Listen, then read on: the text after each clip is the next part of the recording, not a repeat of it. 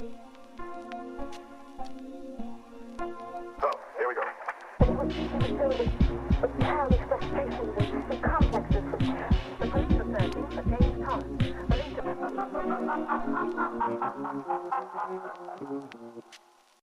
Hello, hello, hello. Hello. You're listening to Midnight Movie Gang. It is currently 1:02 p.m.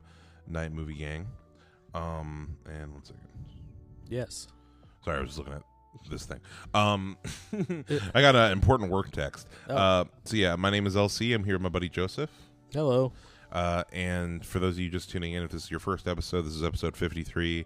If this is your first episode, this is a show where we typically talk about kind of cult classics, genre cinema, cult cinema, so like horror, sci-fi, things like that. I feel like this is as close to like a superhero content this show is going to get to. Yeah, I I guess so. this is like the closest We haven't watched any we haven't watched like many Batman movies or anything like that. No, we haven't done any superheroes, and that's been part of the thing. I don't Yeah. want to be a. There are enough people talking about Marvel movies. Exactly. But I'd say that this movie, at least with Unbreakable, the other movie we're going to talk about, we'll see. We haven't watched it yet. We're going to record. So this episode, we're talking about M. Night Shyamalan's Unbreakable. Yeah. Unbreakable, which is a 2000 American superhero thriller film, is what it's described as on Wikipedia. And then we're going to talk about Jumper, which is a 2008 American science fiction action film. Yeah. So we're going to record the commentary for that after we finish talking about Unbreakable, and then you guys are going to hear our discussion about Jumper, which if you want to hear our commentary track for that, sign up for the Patreon. The guy jumps, I bet. He jumps a few times, but we're not talking about Jumper yet. We're talking about Unbreakable, which we just The watched. guy who wasn't broken. Yeah, Inhurtable. Yeah.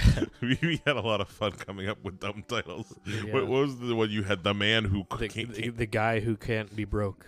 Indeed.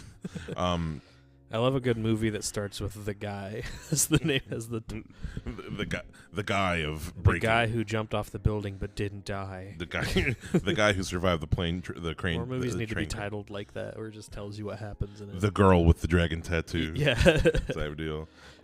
James Bond goes to Italy or something. Yeah. But yeah, so I have not seen this movie since high school. Of the two of us, we talk about M. Night Shyamalan movies before on this podcast. Yeah. I'm definitely the Shyamalan fan of the two of us. Yes. Yeah, I saw this movie I honestly saw this movie. Yeah, I saw it in high school. It was never one that I wanted to rewatch, and it still isn't one of my favorites, but there's a lot I like about it. Yeah. I enjoyed this view. I definitely appreciated it a little bit more during this viewing, but basically this was your first time seeing it. Yeah. What had you heard about this movie previous? We've talked about your history with Shyamalan on the show, but what's your experience with hearing about this movie in the zeitgeist? I heard it was actually really good. It's actually like I've heard people say I don't really like Shyamalan, but Unbreakable's really good. It's I've heard it's good. That's literally all I heard. And I remember being pissed at the end of Split. Spoiler alert! Where Bruce Willis shows up and being like, "What the fuck is this? Why is Bruce Willis in this movie?" And my friend was like, "Oh no, that's from Unbreakable. That's his character. This is actually a pseudo sequel of Unbreakable." The twist of Split is that it's a sequel to Unbreakable, and I think that's lame as shit. Yeah. So that was my first exposure. I was like, "Man, fuck this." Courtney also found had a similar experience when they saw Split. They're like, "This is so stupid. It's annoying." Yeah. Yeah, but I didn't know much about it. I knew Bruce Willis was a superhero, which is kind of the whole ending of the movie. Yeah, that kind of is just it's an origin story in every sense of the word. Yeah, it's like I said, where it's we were just watching one of the behind the scenes on the Blu-ray. Yeah, and Shyamalan's this is a whole movie of the first act of a superhero movie. And it kind of feels like it. Yeah. It's the first act tends to be the most boring part of a movie. Mm-hmm. Yeah. Yeah. I know you haven't seen Glass yet, but now that I think about it, Glass, Split, and Unbreakable here is kind of one long superhero, supervillain tale. Okay. Really. So I'm excited to eventually watch Glass at some point for the show. But yeah, it's this movie is when people talk about M. Night Shyamalan films, as far as I feel like more people generally consider most of his movies bad than good, but this is like one of the ones that people in general say is like one of the good ones. Yeah, it's also I think the least Shyamalan movie. It's up that there. I've seen. Yeah. I'd say for me personally, Split is is the one I go to as far as like it's the least, because I think Split might be the only Shyamalan movie that the dialogue doesn't feel very Shyamalan-y. Yeah. Like I could watch Split and like if I didn't know that it was Shyamalan, like aside from the ending, like I might not. Yeah. But yeah, no, this one also like has there are a lot of things about the production of it that feels very un-Shyamalan. Like a lot of it I feel like has to do with the visuals of it. I really like the way it's shot, and we looked up the DP, and it's someone who never worked with him again. Yeah, which makes sense. Worked with him once. But yeah, no, there's a lot of really interesting framing devices. I mean, we can just start going into the plot of the movie a little bit, because it opens up with some really interesting shots. So it starts off in a flashback to 1961, and we see a baby being born in a home. Yeah. And the whole thing is shot from, you're looking at everything through a mirror. Yeah. Like you see like the mother and you see like the family in the background through the mirror. Yeah. And the doctor comes in and he's like shocked and horrified. Sorry to inform you, ma'am, but your son is breakable. And then the your son is fucked up. That's not what he said. Well, he says like your baby's arms and legs are broken. Like he thinks they dropped the baby or whatever. Yeah. And that's how the movie opens, and it's a pretty. I mean, I feel like it sets the tone pretty well there. Yep. As far as like what you're in for, as far as like I feel like oftentimes a lot of M. Night Shyamalan, like not necessarily twists, but like a lot of the scenes and ideas in his movies, he wants to shock you. Like in certain, like sometimes like there are these massive tone shifts and swings in terms of like something really fucked up happening on screen that I feel like in a lot of his movies don't necessarily always work. Yeah. But I feel like most of them here do. There's one in here that I feel like I was like, okay, did we have to go there? Which we'll get to later. It did not match the tone. Yeah. But we get that opening, and then we cut to Bruce Willis on a train, and he's looking sad on a train, and there's a young tattooed woman.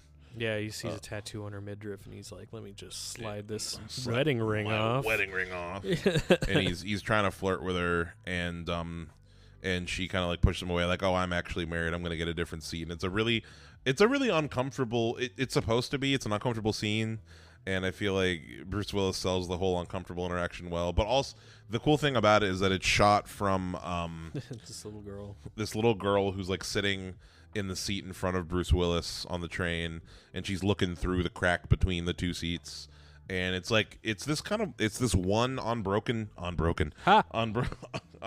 take.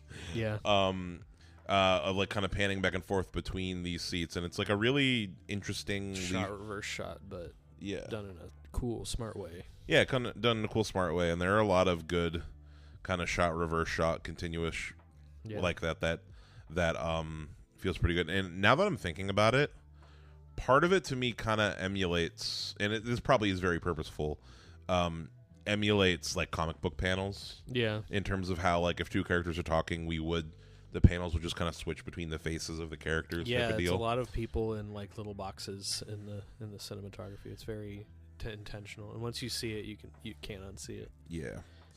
But then frames within frames. Yeah. We cut away from this train. People start to get nervous on the train, and we cut to a little boy watching TV, Bruce Willis's son, who's Joseph, who the whole time... It's me. I was like, it's you, Joseph. In the movie, watching TV, and he sees on the news that his dad's train crashed. Yeah. And then we cut back to a scene where Bruce Willis is in a hospital. And once again, it's a pretty cool shot where it's like Bruce Willis is in the background talking to the doctor, and in the foreground you see this dude who's like all bandaged up, like receiving treatment, bleeding out and shit, like everyone's dying. Yeah, and the doctor tells him, well, like, so like 100-something people died in this train crash.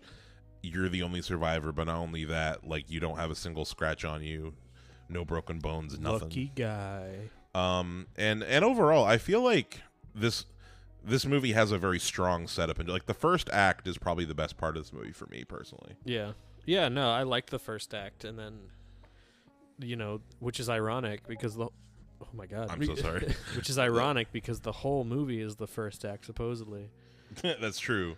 This whole movie is one big first act. So imagine a second act that's all first act, and you start to see why the middle of Shyamalan's movies suck. Yeah. Except for Trap, where the end sucks. Exactly. It all yeah. For he can't have a movie that's just all the good part, For a man who's known for his twist, I feel like that is a lot of.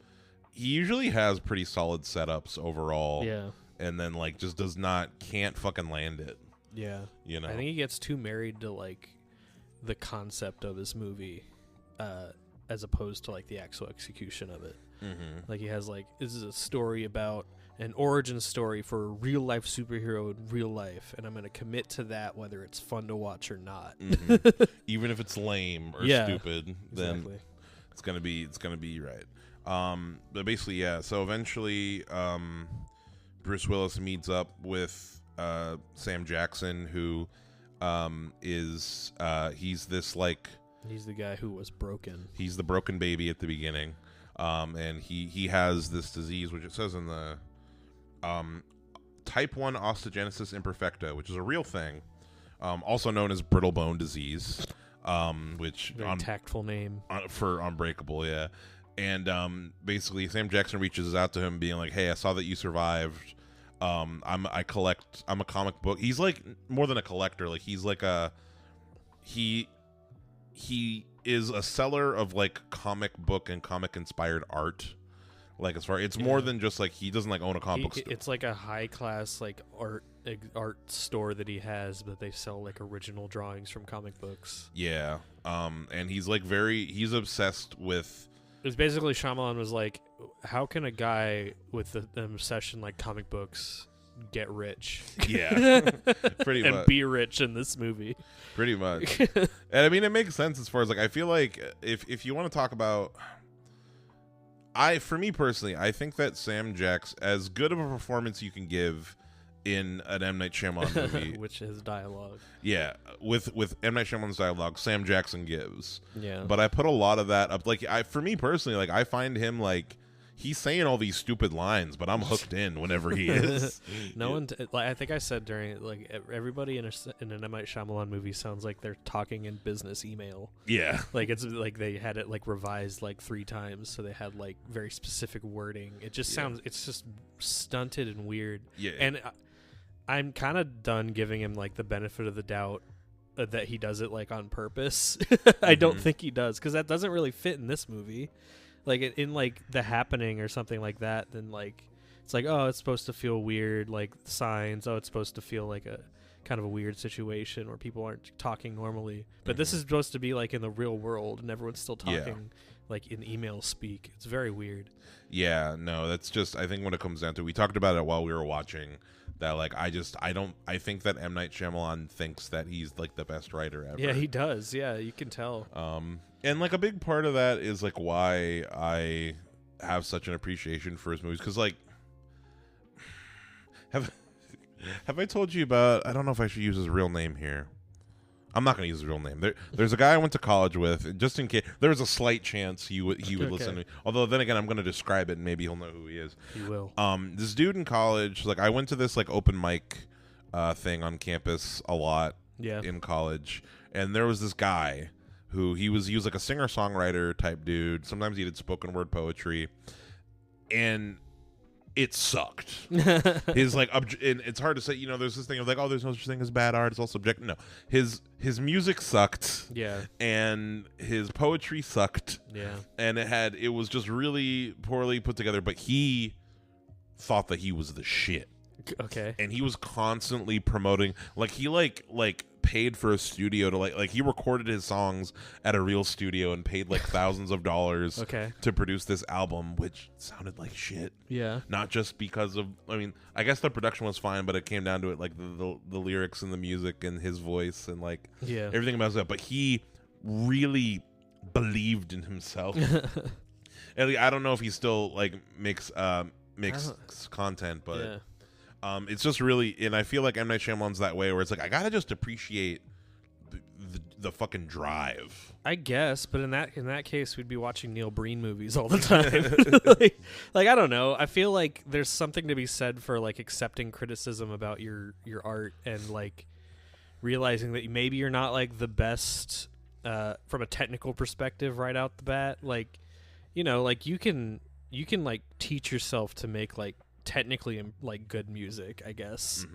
It might not have like soul behind it, but it's like there's something to be said for getting so high on your own supply, which I think he does. Like it's for not feeling like there's any room for improvement, and like, you know, not actually listening to any criticism at all.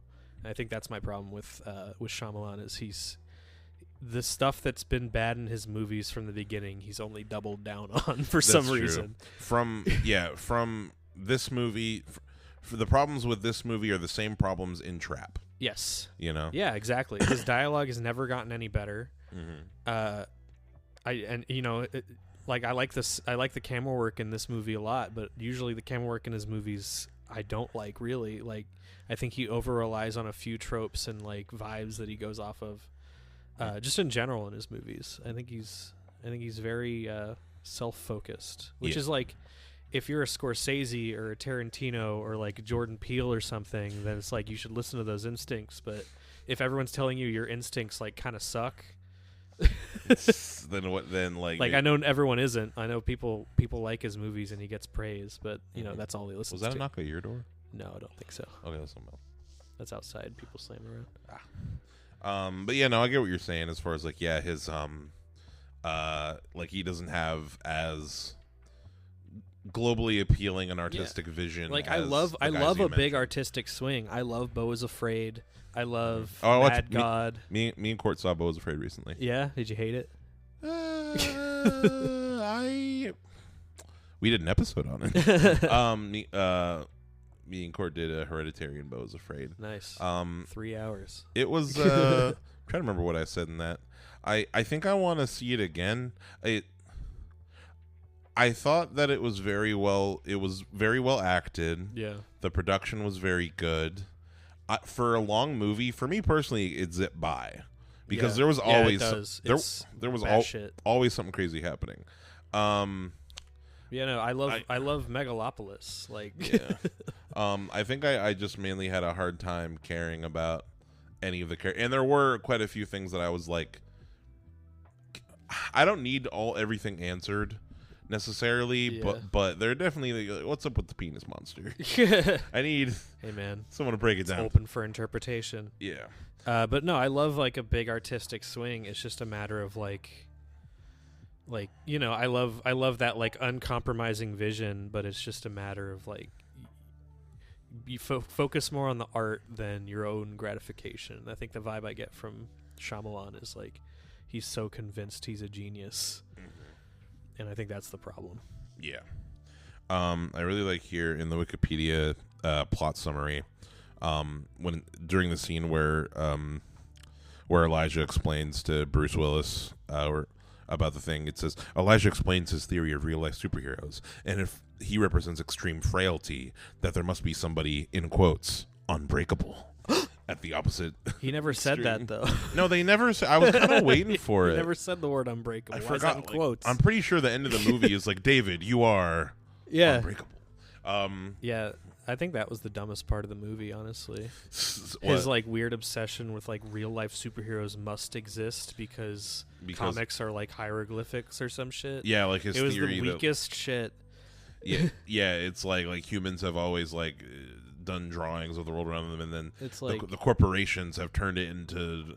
It's like I don't understand why like drawing, like communicating with pictures equals superheroes must exist. Like you'd think like there are records of like superhumans or some shit like that, but it's not that. His whole reasoning is like comic books, man. Yeah. Like I get he's kind of nuts, but it's like I don't know. He just happened to be right magically, I guess. Shyamalan thought it was cool. Yeah, I bet because he wrote it. Yeah.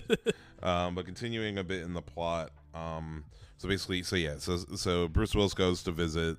Brings his little son with him. Bruce Willis hears Sam Jackson's explanation. He's like, bullshit, we're fucking leaving. Yes. I thought, I was like, if he just like buys into this right now, I'm gonna be so pissed, but he didn't. Yeah.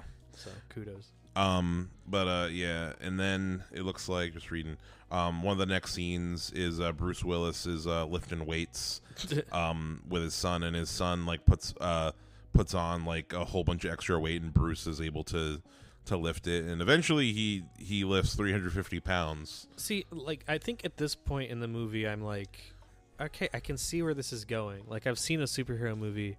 I guess I kind of don't see the vision of like what's so great about having the whole movie be the origin story. Like I get, like, I'm kind of like I know this is gonna end with him being a superhero. Mm-hmm. And the movie doesn't really do anything that surprising. It's just kind of him waffling between, like, do I have superpowers or don't I? There's this evidence that I do. There's this evidence that I don't. What will win out in the end? And we all know that he's a superhero. I think that this is one of those things where I hate to bring up this kind of point in that, like, thinking about the time it came out. It came out in the year 2000. This is right before Spider-Man. That's true. X-Men just came out. Like, superhero content was not... like the full forefront of what popular culture is that it is now. That is true. We are watching it from a modern perspective. Yeah, and here's the reason I say that I don't like to bring that up is because I feel like how well a movie can hold up in terms of its themes is a testament to how good a movie can be. Because like there are some super old movies, like, you know, like I'm trying to think of movies that we've watched. Fucking any of them samurai movies we watched, like all the themes and everything in there holds up. Yeah. Extremely They're well. Still fun to watch. Yeah. Yeah, still fun to watch, you know. And still a lot of the, and thinking about Seven Samurai in terms, or a lot of those movies are just talking about how, like, you know, like everyone's poor. Yeah. There's, you know, there's corruption within, you know, politics, and like, you know, the samurais are like veterans. You know, these universal themes that, like, I think a big part of that, and it's weird to bring up those movies, but like they're gonna last forever because those themes are forever. Yeah. Whereas like this movie was made in like the Fight Club and like American Beauty. Yeah. Like isn't it kind of fucking bullshit how like chill and like calm everything is all the time? Fuck off. What are you 90s. Doing with your life? You know, you're meant for exactly. Like, what are you're just content making a living wage and living in a nice house and having a beautiful wife? Don't you think that there should be more to life? This movie. Or at this point, we're like looking back at the '90s, like get the fuck out of here. Like this movie has that angsty '90s drive. Yeah. That doesn't. If you want to do something fun in the '90s, why don't you just go fucking do it? I don't understand why it's like is it just boring 9 to 5. It's like go fucking parasailing on the weekends or something. Who's stopping you? It is one of those things where like the movie, those kind of movies are no longer relatable to a modern audience, which is the thing where it's like the movies can still be enjoyed. Yeah. But I do think that like if a movie like doesn't hold up in that way, isn't still relevant or relatable in some way to a modern audience, then that is a negative against the movie. Yeah. A lot of people will disagree. I think a lot of people make the argument about like people say like in defense of like old racist movies and shit, like, oh, it's just of its time, fucking like, you know. But the thing is, like, yeah, but like back then, like the people who are making the decisions about making these movies like have these shitty opinions that have always been shitty opinions, and no, it's a whole thing. But yeah, I get what you're saying as far as like looking at it now, we know so much more about superhero stories and superhero origin where it's like, okay, I see where this is going. Yeah. No, exactly. It's just it's like I said it was like we're driving in traffic too slow. Like like I know where we're going. Like it feels like I'm just like, oh my god, I get it. Yeah. And it'd be one thing too if I actually liked the sound of Shyamalan's dialogue and I could like sit and listen to it like other directors like Scorsese or something. But this is like, I don't know, man. Like I said, everyone talks like it's a written letter. Yeah. Like it looks like it probably looks nice on the page, but when they say it out loud, it just sounds goofy to me. Yeah, and I think M. Night Shyamalan's kind of director where it's like, no, you need to you need to say exactly. Yeah, no, he does not. He does not seem to give actors a lot of space to actually like bring forward like their charisma. Yeah. But yeah, just reading the thing. So one of the next things that happens, or like one of the powers that we learn he has, according to the Wikipedia, is that David has extrasensory perception, so he can. Oh yeah. We find out that basically, so like he's a security guard at this football stadium, which and when he touches people, like if he brushes against somebody, he can get like he gets like a vision of the most recent bad thing they did. Yeah. Or whatever, or like just something like yeah. It's like I thought for a second. So there's like kind of a confusing part later with M. Night Shyamalan's long cameo of he brushes up against M. Night Shyamalan. He works at a stadium. He brushes up against M. Night Shyamalan and he sees that he was in the bathroom and he got something out of the trash can and put it in his pocket, like it's a drug drop or a gun or something. And then he pats him down and he doesn't have it. So I'm like, my reading was from that was like, oh, I guess he just hasn't done that yet. Yeah. But I guess my takeaway was supposed to be like, oh, I guess he already like sold it or like got rid of it or something before it. I don't know. That was that threw a wrench into my understanding of this power. You know what? Maybe he can see the future because I'm thinking about it when he. So just skipping to the end of the movie, really, because they argue. His son points a gun at him at one point. Yeah. Oh, that I do really like that scene. Well, I like the idea of the scene more than I feel like the parents are not freaking out as much as they should be. No. In that scene. So like So point is, David's trying to convince his kid that he doesn't have powers, and his kid gets a hold of his gun. And it's like, I'm gonna shoot you to prove to you that you're that you're bulletproofable. Yeah, and he's like trying to. Him and the mom and dad are trying their best to like use every trick they can to try to get him to put the gun down. And it is. It seems like it was a fun scene to write. It's a tense scene. There's a very similar scene to that in the movie Blind Spotting, which is nothing like this movie whatsoever. Not Train Spotting, but Blind Spotting. Where it's but basically like a kid gets a hold of his dad's gun, and it's like a really little kid who like he doesn't understand what the gun is. Yeah, and he's just like playing with it like a toy. And they're like, put it down, you know. So yeah, anytime with that, it's tense. But anyway, there was that scene, but. So later on, once David kind of like there's a flashback to the car accident that they keep mentioning in the movie about the car accident that he quit his football career for. Yeah.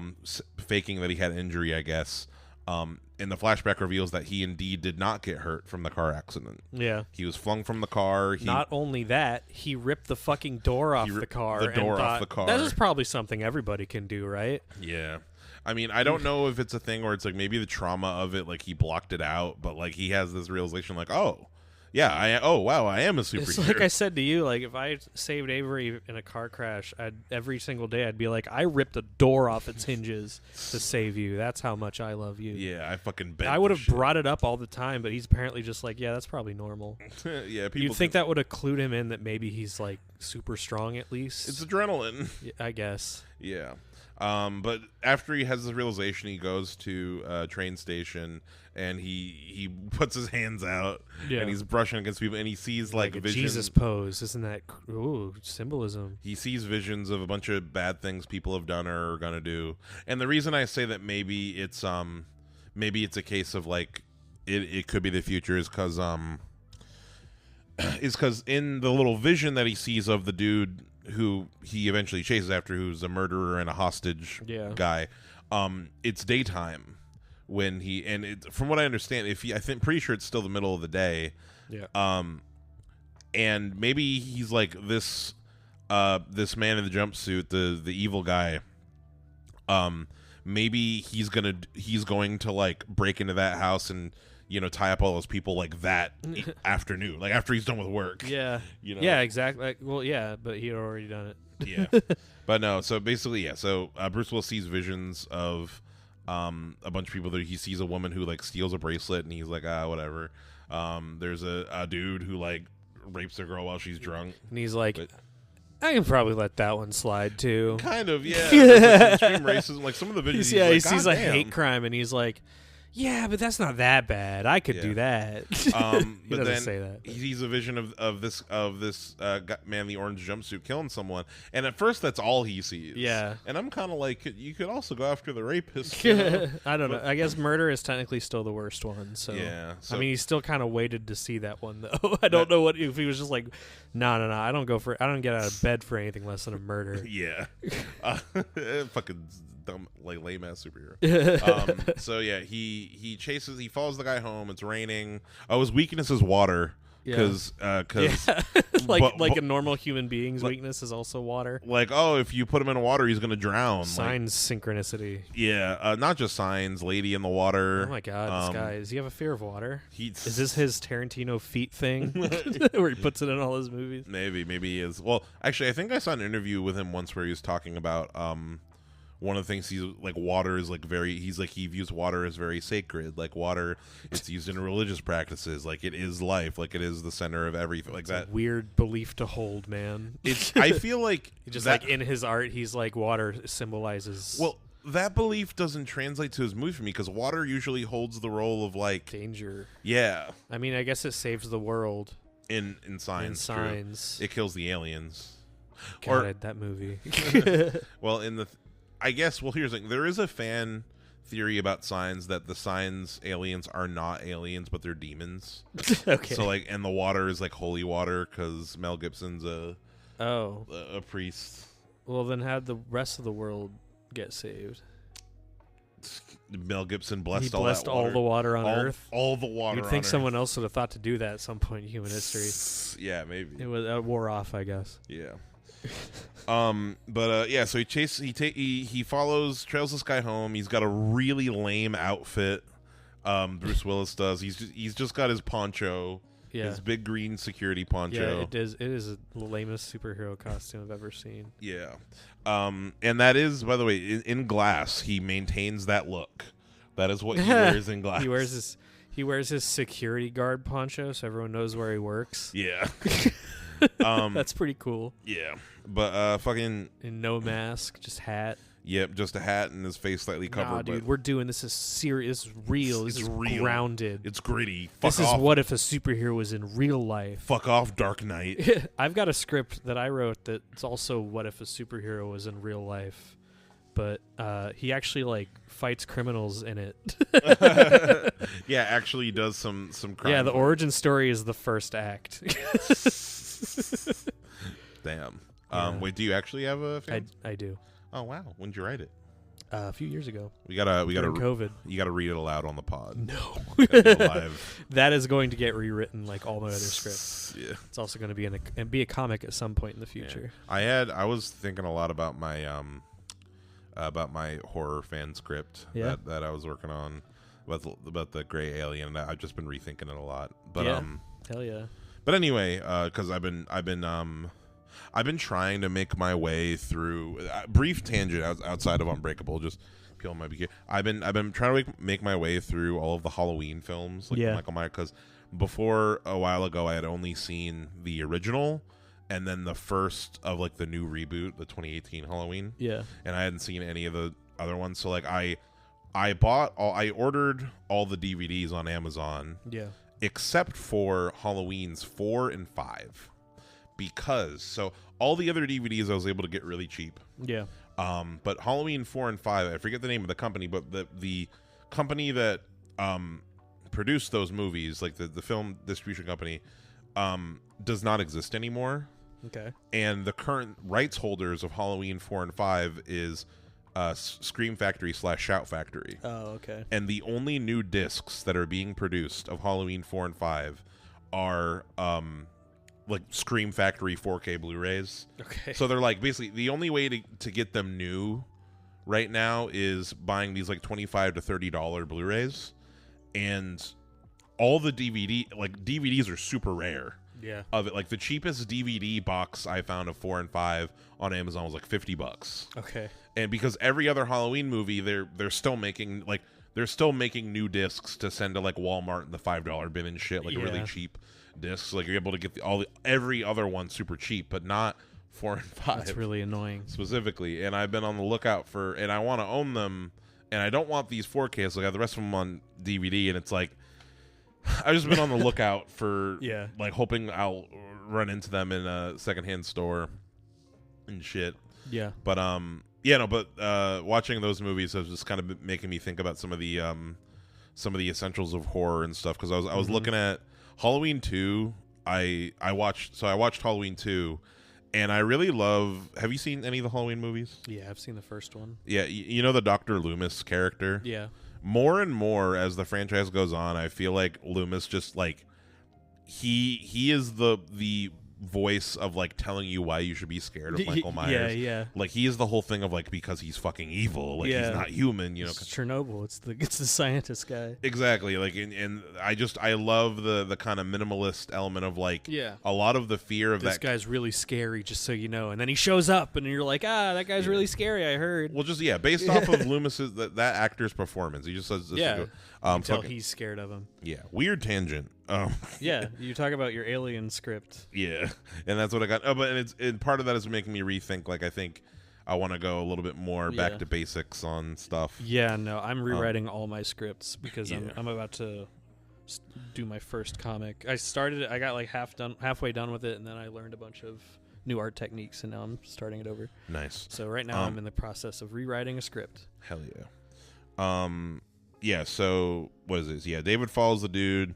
He's not only did he kill the man who not only did he kill somebody, the dude in the house, but he is holding hostage and has tied up the two kids and the wife. Yeah, the mom and the two sisters, and it's very clearly like, oh, this is more than just a cut and dry murder going on. Yeah.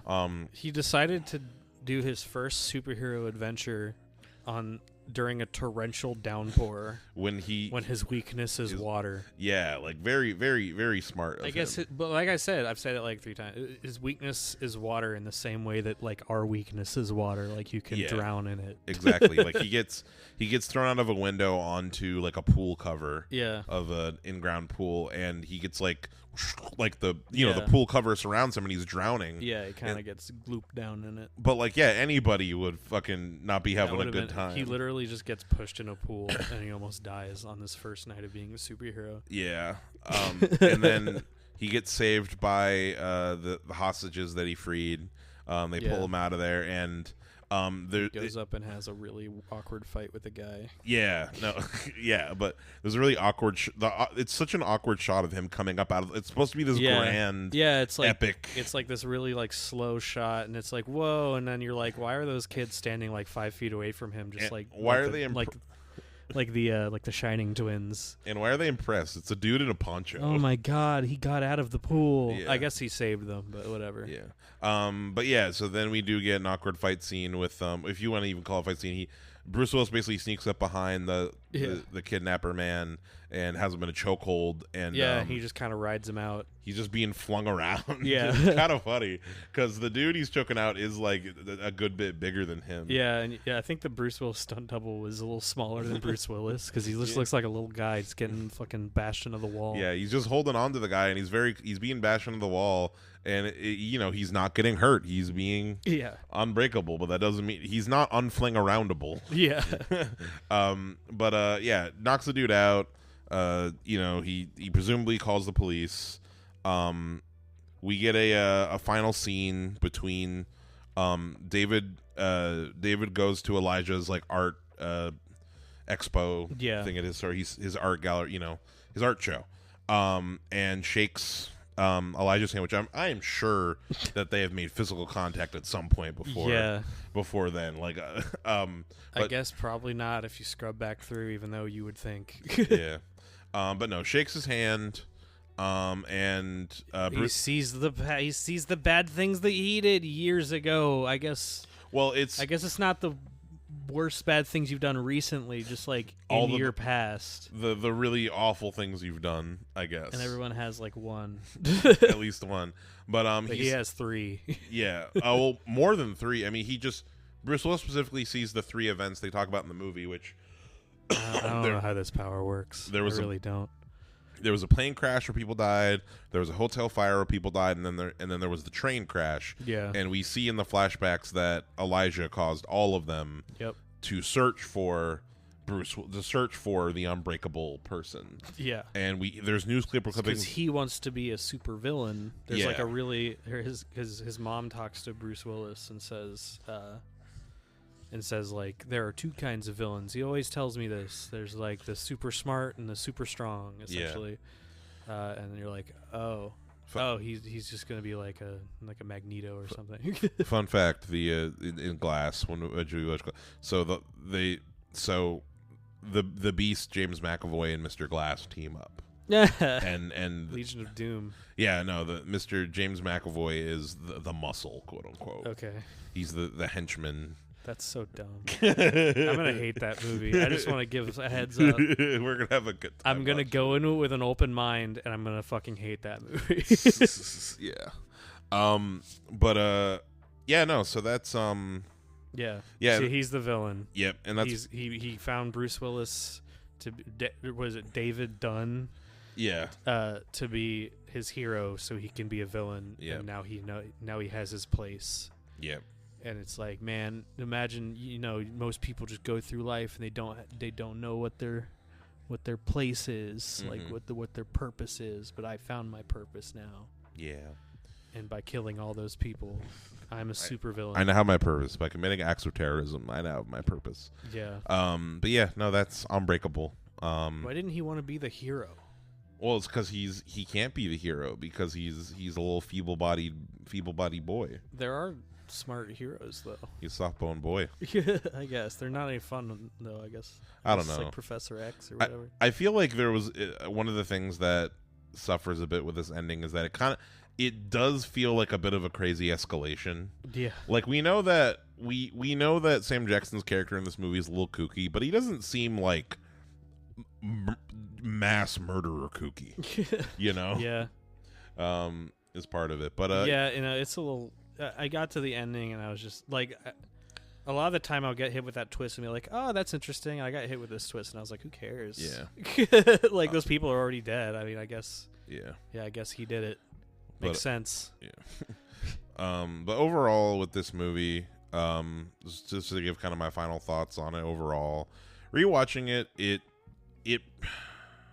there are a lot of things I really like about it, but then like I guess for me, part of it is how it holds up as far as like it doesn't hold up as well as I know you're not a huge fan of Signs, but I feel like Signs in the Year of Our Lord 2024 like I think that is a more entertaining movie. It's not only is it more entertaining, but I feel like the themes and the messages in it like hold up a lot better for today than this one. Yeah. Like it's I'd be more likely to. It's more kishy.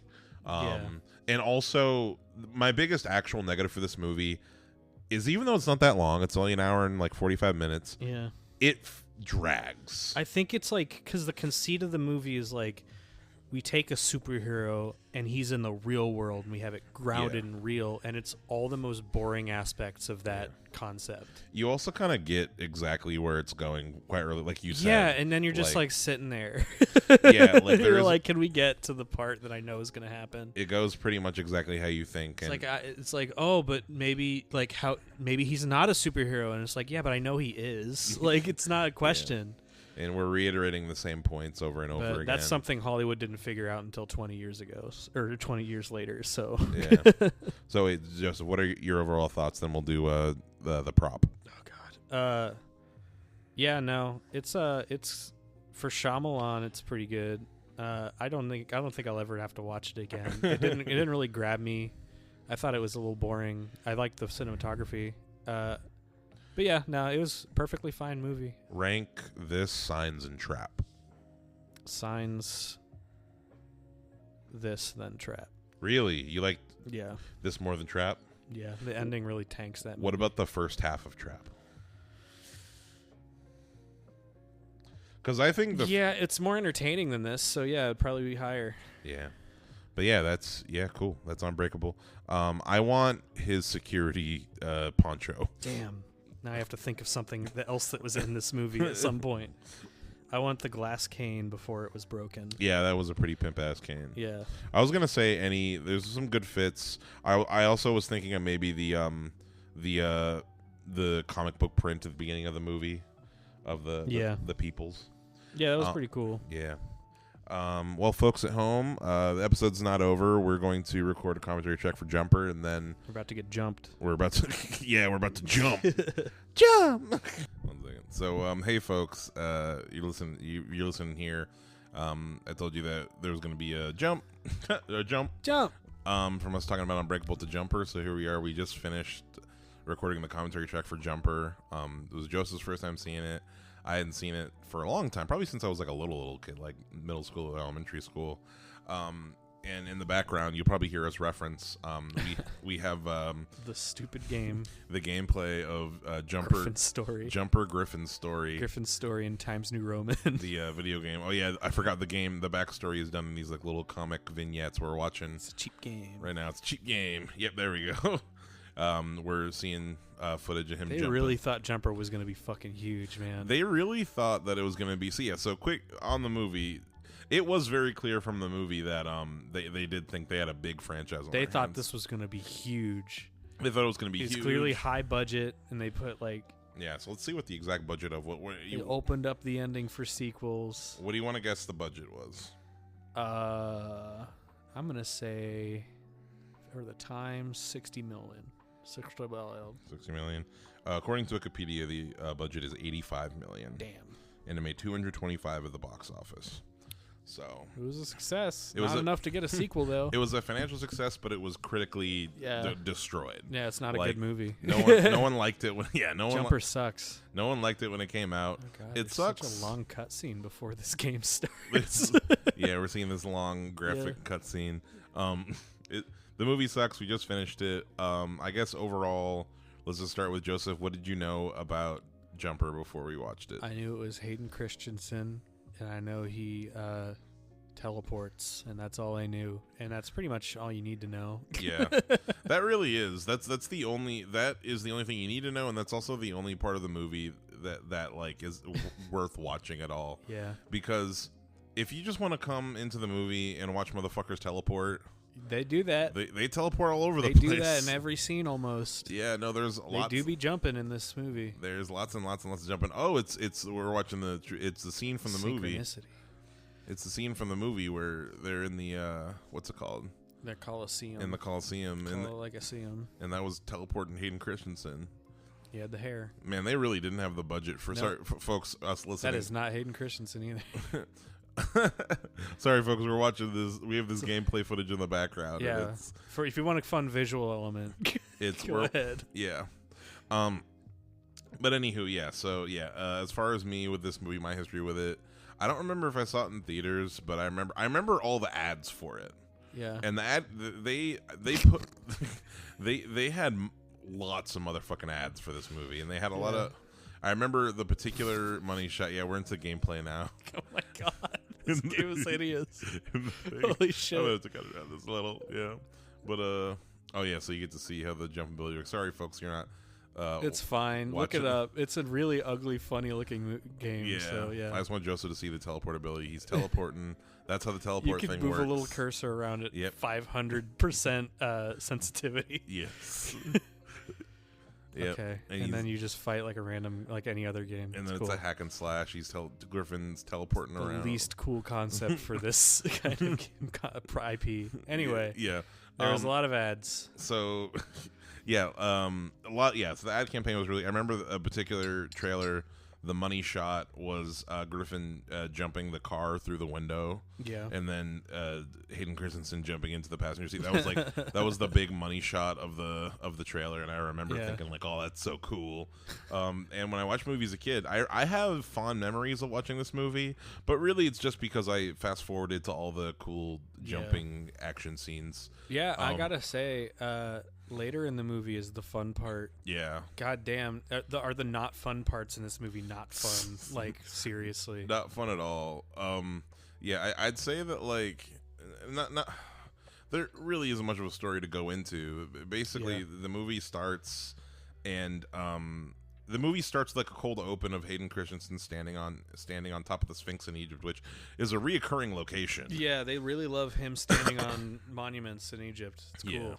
Some for the trailer. And then we get like a really long backstory of just him as a kid. He's got an abusive dad, and there's a bully. He falls into a lake, and then he teleports. It's very immediately clear the YA-ness of this property. Yeah, he's got a crush on this girl. Anus. But basically, yeah, he has an abusive dad, and he decides that he learns how to teleport, and he decides that he's just gonna like just live. Damn, this game looks terrible. Yeah, I love his shadow clipping into the ground there. Yeah, you see the way that cop car like appeared? Why is his shadow shaped like that? What is that shape? It is so awful. God, people at home, Look it up. Look up please. the gameplay of Jumper Griffin's story. Oh, It's all cell shaded for no reason. Yeah, just the characters are cell shaded. The environments aren't, so it's like a cartoon. It looks really bad. Yeah. But anyway, yeah. So then basically, he starts robbing banks because he just can teleport inside of bank vaults and teleport away. Yeah. And we get a flash forward to him as an adult, and he's living like admittedly this scene in the movie where we just kind of see him in his life, he's just literally living like he's living the fantasy of like you being able to nightcrawler around. Yeah, just do anything. Like he has this really fancy apartment. He has a locked closet of like all the money from like different countries that he has. Yeah, he's like he's doing everything that you would like if you can imagine you would have this power. It's all the stuff you would imagine yourself doing. And it's a pretty fun sequence because it's just like, I don't know, it's literally just him doing what it's very much just like a fantasy. He's doing whatever he wants. He's teleporting all around his apartment. Yeah. Like, and it's funny because he doesn't even walk in his apartment. Like why would you? He's making a sandwich. He teleports to the fridge to get a soda. Then he's on the couch and he teleports to the remote later. Like I said, if I was him, I would just be in the worst shape ever because you just never walk. You'd have no motivation to actually move or do anything you didn't want to do. Yeah, just like fucking teleport everywhere. You just get everything you want immediately. You'd be a monster. Yeah. But yeah, he's robbing banks, and then eventually Sam Jackson shows up in his apartment. Yeah. And they have a little fight because Sam Jackson is part of this group of jumper hunters called the Paladins, and there's just like Sam Jackson's got weird white hair that doesn't look real. Oh yeah, no, his felt hair. Yeah, it looks really bad. His felt white hair. He's got the worst, weirdest hair of any Sam Jackson movie, and that's fucking saying something. Yeah, because Sam Jackson has some crazy hair. Yeah. And overall, like he reunites with Millie. And we meet another jumper, and I'm really skipping over because the plot really doesn't. Yeah, you don't have to give a shit. Yeah. He meets Griffin. We're jumping through this plot. We meet Griffin, who's another jumper who has been actively fighting the Paladins, which like that is definitely something to say. Why would he not at least consider the idea that there were other jumpers? Yeah. Well, why would you not just do like a Google search? Because like if this shit's been going on like the Assassins and the Templars for all of human history, then there would be some documentation, or at least like some like conspiracies about it or whatever. Yeah, there'd be some weird videos online about it. But yeah, it's just kind of it's such a lame concept. Like they're not even like a government organization or whatever. They're just like it's like a cult. The guys who hunt jumpers, and there's just like their own separate thing from the rest of society or something. Yeah, it's like vampires or something. Yeah, it is like vampires. It's like a really lame concept of this. Like, it's this same problem I have with like YA. Is just like it's like a creative concept, but then you didn't get creative with the concept. Yeah, like you just did what everyone else does. There are a lot of things they could have done. As we were watching the movie, there were a lot of things from this movie that what was I gonna say? That like interpretations of how they could have done this movie that would have made it infinitely more entertaining. I think the best version of this story idea would just be that the jumper is the villain. Yeah. And that like you're from the perspective of Sam Jackson. That should be scary. Imagine trying to fight that. Yeah, like you're somebody who like hunts down jumpers. Yeah. You know, like and I feel like there is more room to get creative with the story from like that angle. Or, you know, on the flip side, a big part of why this movie isn't entertaining is just because Hayden Christensen is such a bad actor. He is a bad actor, and for some reason I feel bad for him when I say that. I don't feel bad for a lot of bad actors, but there's something about him. He just feels specifically tragic. Yeah, it's clear like you're not meant for this. Yeah, exactly. And also even removed from his performance, like the character just has nothing going on. Yeah, like the character's literally least interesting. Like Griffin, like we were saying during the movie, like it makes sense that Griffin is the video game like Yeah. protagonist, because even though his character is not interesting per se, like there's nothing about like his character is like stereotypical in any way. There's nothing unique about him. Yeah. But at least he has like motivations. Yeah, he's got like a dark backstory that he like starts to get into, and then it gets interrupted. Yeah, he's got a dark backstory. He's got some conflict. Yeah. You know, he has some like basic conflict going on. And yeah, overall, you could make a more entertaining movie with him as the central character. If you still want to have it be the Jumper is the good guy. God, this game looks like it made me sick if I was playing it. Yeah, no, this game just The combat is just like jumping on the other side of the enemy constantly, And just it's to so- hit them in the back. it's so ugly, and all you're doing is hitting square and triangle. Got Yeah, it. It looks anyway. so terrible. But anyway, but yeah, the best part in this movie is the scenes is like the best scene is the fight between him and Griffin, Yeah. where like they're teleporting all Yeah. over the place, and they're No, yeah, all the creative stuff is right at the end, What- when I'm like, oh, is it about to get interesting? him throwing the bus into the desert was cool as fuck. He just like loses Sam Jackson for like the 5th time in the movie, Mm-hmm. and then he has a fight with the other guy, and then the movie just ends. Like Yeah. it's so like all like nothing. Yeah, they really rushed through it. That is, I guess, a positive you can say about this movie is that it's fucking short. It is short. Yeah. Um, I mean, yeah, it feels like there should be more cool stuff in it. yeah, It is it insists that it's a cool movie. yeah. But fucking, yeah, the whole movie should have just been, like I was saying while we were watching it, just like them. They should have written down every single idea of like what we can do that's fun with jumping, Yeah. and they should have just done that for the whole movie, just like a Neville Demon like Crank style. Yeah, no, that's Like- what I was saying. Like they were doing that fight where they were jumping from location to location constantly, and I was like, this should be the whole movie. Like, it should just never slow down. Like, I don't think that would even affect the budget that much. No. Like, you already have all these locations. You just have to be smart about how you film it. Exactly. Yeah, but no, there's like it's like this thing that I keep running up against where it's like, this is a cool movie, and it feels like it's all the cool stuff is really hindered by the stuff you need to make it like a real movie Yeah. to make it hit like runtime. You see, the characters' mouths didn't move at all when they were Yeah. clearly talking. Sorry, That's so true. the gameplay of Jumper Griffin's story is distractingly Bad. awful. Yeah. It's interesting how you can pick up weapons. He has a sword. He's got like a golden sword now, just like in the movie. Yeah. Oh, that's true. Yeah. Did he have a gold sword in the movie? Oh, I don't know. I don't think so. I was making a joke. Yeah, I'm sorry. I was trying to just be agreeable. But fucking yeah, no. So the what was I going? What is there to say about this movie? Not much. Not much. There's a really It was- there's two let's say 3 cool parts in this movie for me. Mm-hmm. I like him, Robin Banks, and living like the fantasy life at the beginning, right before the plot actually starts, and then I like the bus. Like they're fighting in Egypt, and the guy jumps away and then jumps back with a bus and presumably kills all the people on the bus, but uses that to just throw it at Sam Jackson. I'm like, that's cool. That's something from like a video game. I also like how they use. We made fun of the gadget that the Paladins have. Yeah. That, like They can, like, didn't use that all that much. they didn't use it all that much, but the way they use it, like it holds the wormhole open or Yeah. whatever, and they shot a flamethrower through it, and it like That is cool. the flamethrower came from Egypt to Boston or whatever. Yeah. And I was like, okay, that's cool. And like, yeah, just like, I feel like you could just have a lot more things like that. Like, just come up with any gadget, as many like creative set piece ideas, and just focus on that. Yeah. You know, Yeah, no, exactly. And this is just it's hindered by the YA-ness of it, you know?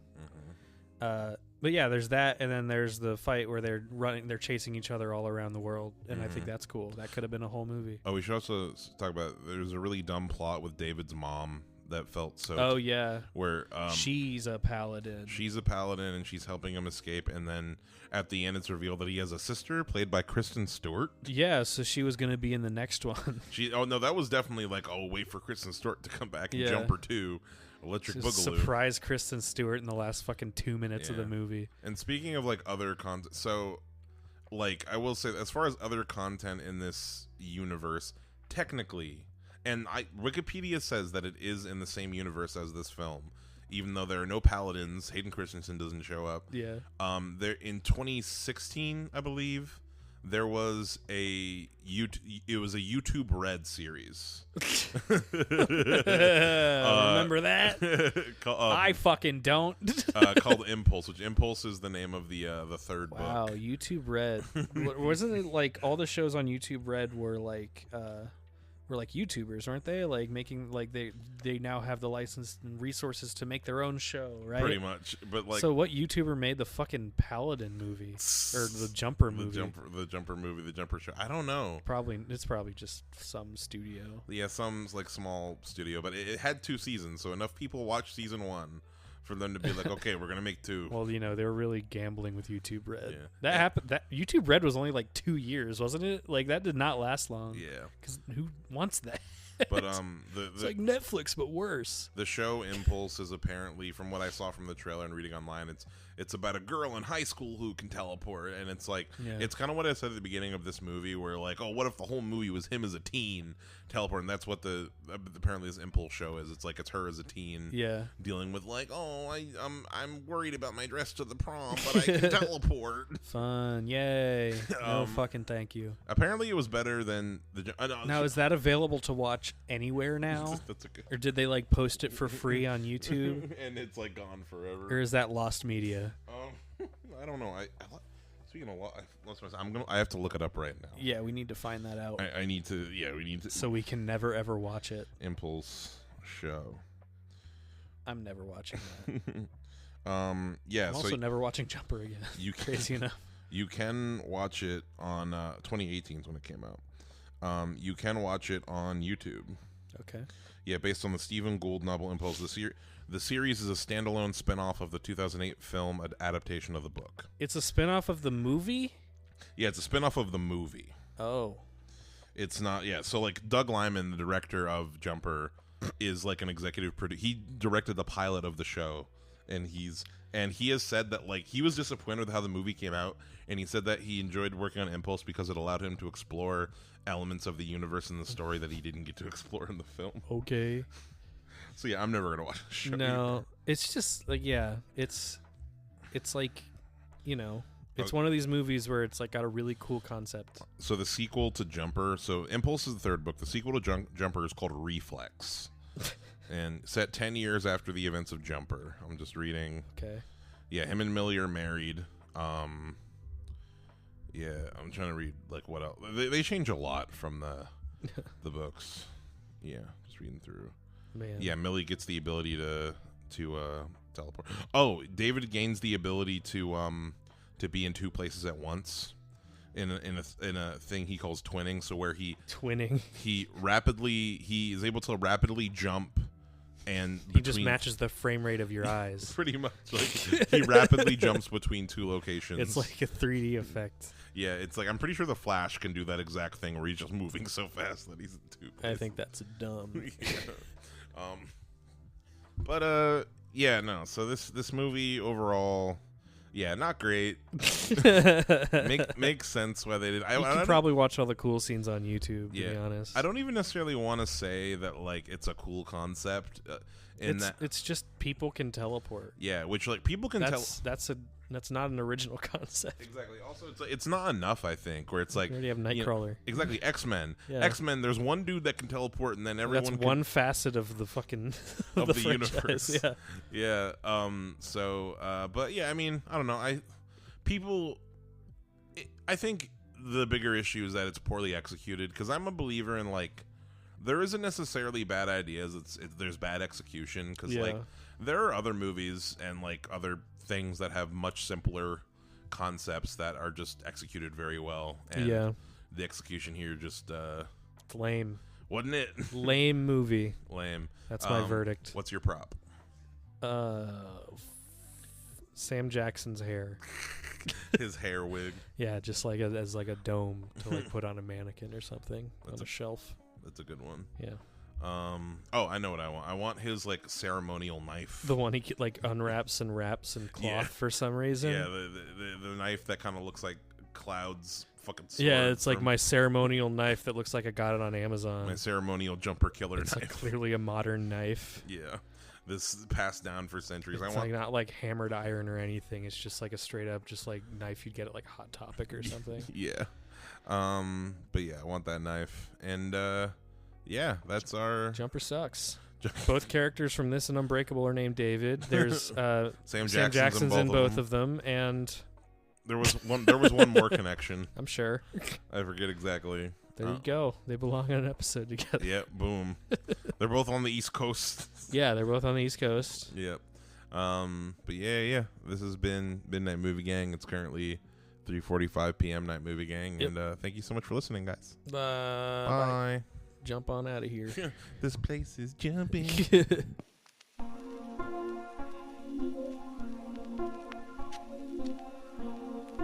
So, here we go.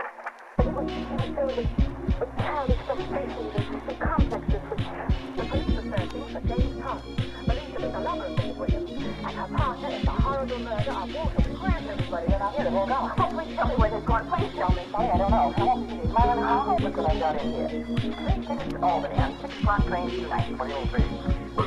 Special agent, special agent.